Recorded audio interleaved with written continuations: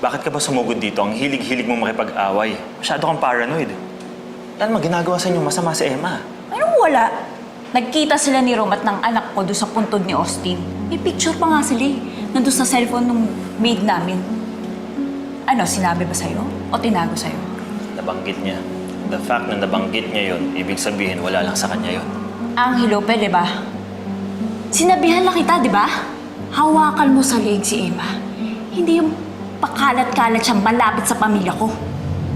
Georgia, wala naman sa inyong ginagawa si Emma. Kung iniisip mo aagawin niya sa'yo si Rom, hindi mangyayari yun, hindi niya gagawin yun. Hindi naman yun yung inaalala ko eh. Ayoko lang na lumalapit siya at nakikipag-close kay Sydney. Sabihan mo siya na lumayo siya kay Sydney. Georgia, ayaw niyang makita yung anak mo. Hindi totoo yun. Nilalapit ni Emma talaga yung sarili niya kay Sydney. Ayoko nga makilala ni anak ko. Ayoko rin naman talaga makilala ang anak mo. Pero hindi rin ako kasing demonyo mo na kung lumapit sa akin ang isang batang walang kamuang-muang ay susungitan ko. Teka nga muna, Georgia. Bakit parang takot na takot kang makalapit sa akin si Sydney?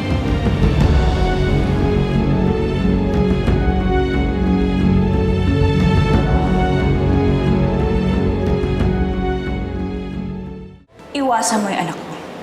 Para walang gulo.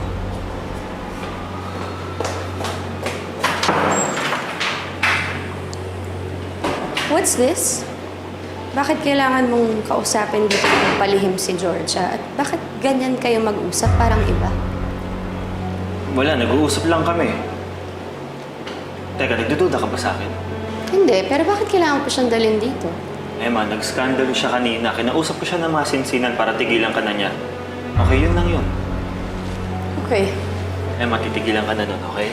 Nakausap ko na siya. Halika na, bumalik na tayo sa meeting.